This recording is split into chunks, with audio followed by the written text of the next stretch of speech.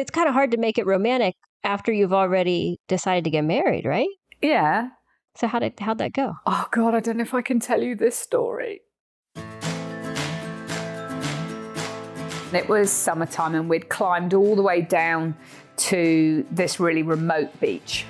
And we were skinny dipping.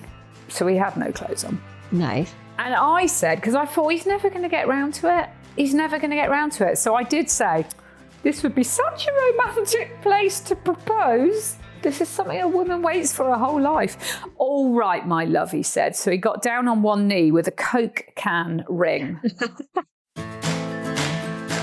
Jump in with both feet.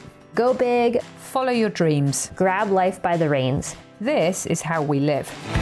We're Callie King And Andrea Wadey, 2 horse trainers always looking for adventure, and finding it. Join us for stories of dangerous travels, wild animals, new challenges, and in the end, always learning. alongside our magnificent horses. So saddle up. And follow along. You're listening to Grab Life by the Reins.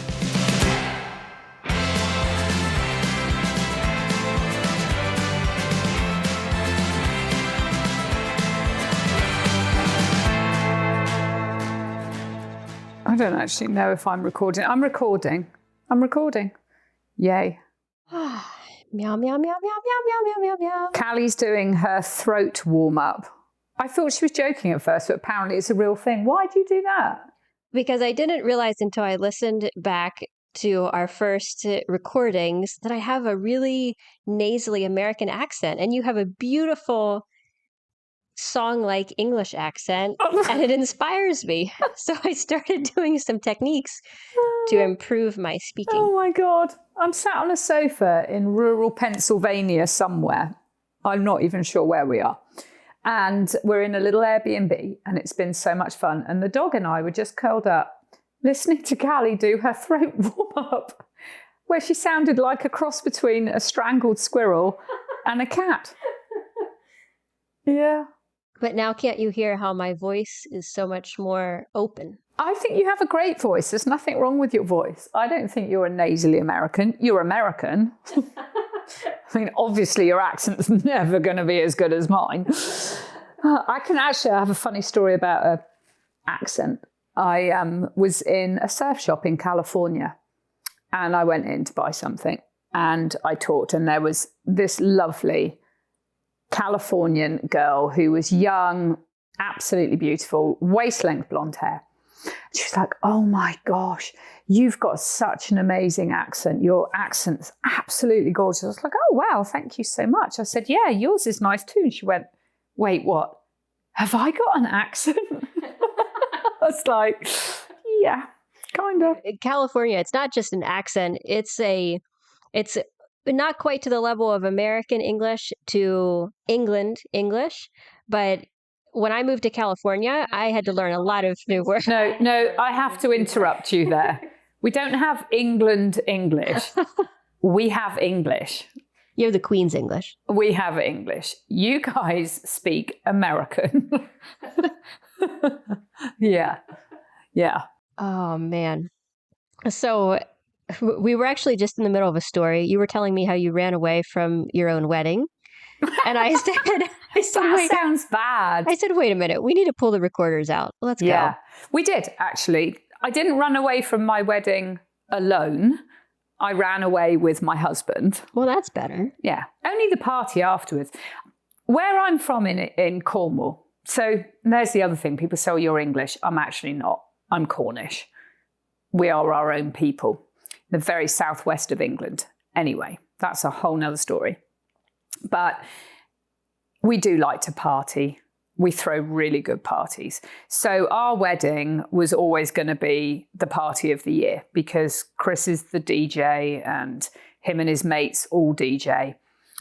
It was such a beautiful wedding. And I remember, we'd been together for 8 years before we got married, and we only actually got married to get Costa Rican residency. It's not the most romantic reasons. In fact, we'd booked the church before he'd even proposed to me. Not the church, but the registry office. So how does that work? When you get married because you needed the residency, Yeah. was it you talked about getting married and then later he proposed? Yeah. Because it's kind of hard to make it romantic after you've already decided to get married, right? Yeah. So how'd that go? Oh, God, I don't know if I can tell you this story. Well, You can tell me it, and then if we decide to delete it later, no one will know. no, it's not that. I'm just throwing Chris under the bus. Okay, so Chris is not the most romantic person on the planet. He is amazing. He is my man and my person, and we've been together for 28 years, and he's awesome. But romance, not the top of the bill.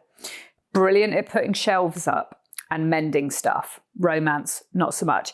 But we decided that, yes, we'd get married because we were moving to Costa Rica and we wanted to get residency. Well, we'd been in Costa Rica already, but we wanted to get residency.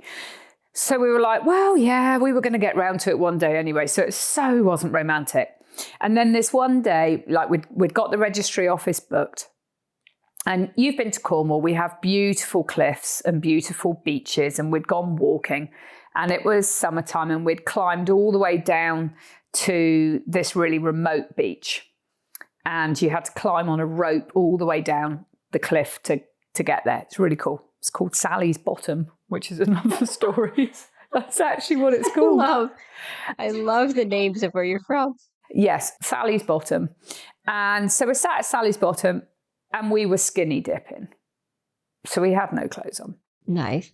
And I said, because I thought he's never going to get round to it. He's never going to get round to it. So I did say, this would be such a romantic place to propose. He goes, well, what's the point in proposing? We already know we're getting married. I was like, oh man, this is something a woman waits for her whole life. All right, my love, he said. So he got down on one knee with a Coke can ring and asked me to marry him. As you were both naked. Yeah. I love it. Yeah, it was great, actually. I love it. And I said yes, and he goes, well, I knew you were going to say yes because we've already booked it. I went, again, nil point for the romance. Terrible. But it was an amazing day, and we did our whole wedding, including my dress, for less than £2,000, about $2,500. And we went to the registry office where we had the official wedding, but that wasn't our wedding. And we ended up on the cliffs overlooking our local beach at St Agnes. And we had all of our friends around us. And my Tai Chi teacher officiated the wedding. And we did the traditional sort of Celtic wedding, if you like, where they do what's called hand fasting. Some people call it pagan, but that has negative connotations. It's beautiful. And they tie your hands together and you step over the broomstick 3 times, which, to be fair, is pretty pagan. And that's it. You're tied to each other for life. And it was beautiful and we loved it. And then we had a party. The village got very, very excited and drank a lot of the honey mead. Mead is a traditional wedding drink in Cornwall.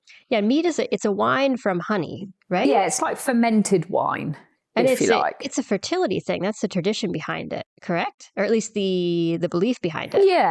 Yeah, I think so.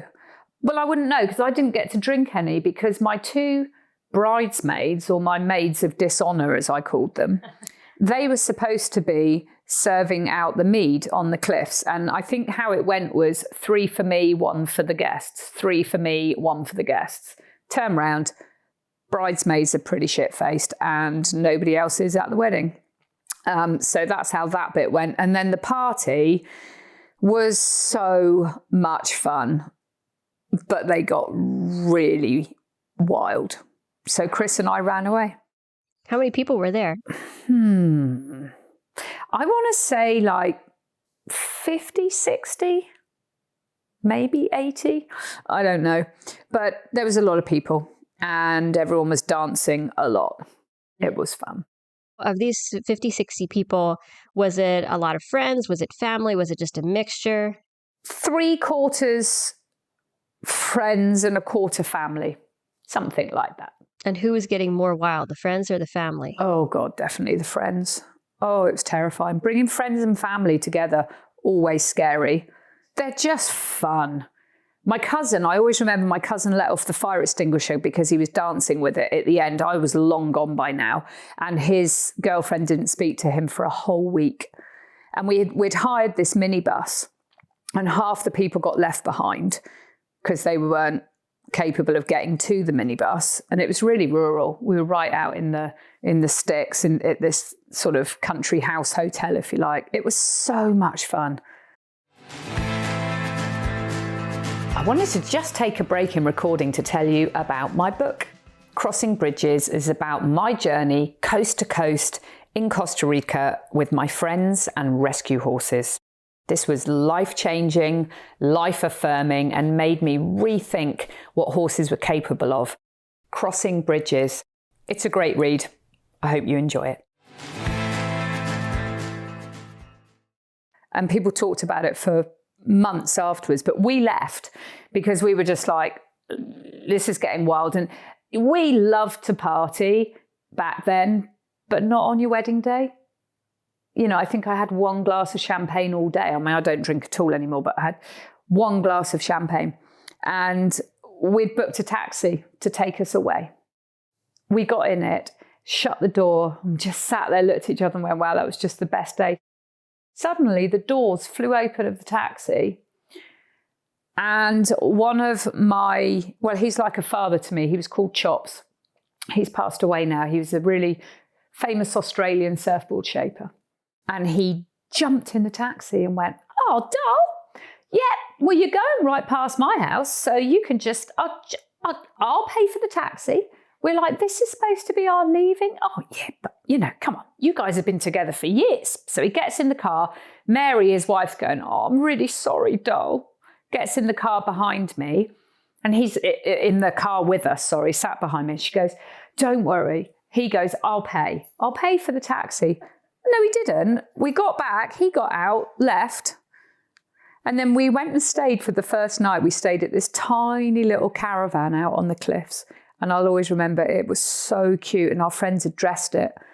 And it had all, like, the beds were all covered in like sheepskins and all of that. And they'd emptied an entire bag of rice in our bed. An entire bag. It was amazing. And it was a celebration of love. It's funny because we never wanted to get married. We never really thought about it. We would just did it to get residency. And then it wasn't till after we were like, this is the best thing we've ever done. Why didn't we do this before? And yeah, it obviously worked. We're still together 28 years. So yeah. Do you think you'll ever get married? Well, that's how this conversation came up. We were sitting here on the couch eating chocolate and talking about marriage. It's not high on my priority list. No. Not against it, maybe. That's for another conversation. That's another conversation. I think she might. I love that story. It was fun. It was a great day. And then we left for Costa Rica not long after. Disappeared. And I can remember the speeches. It was kind of weird because they were talking about us leaving. I remember my mum being really upset. We were leaving. And it was the beginning of an amazing adventure. And now we're back, full circle, and I don't regret a thing. Not a thing. Thank you for listening to Grab Life by the Reins. If you want to see ridiculous photos from our adventures, be the first to know when we release new episodes, and be a part of more shenanigans, join our email family at grablifebythereins.com. We'll see you in the next program.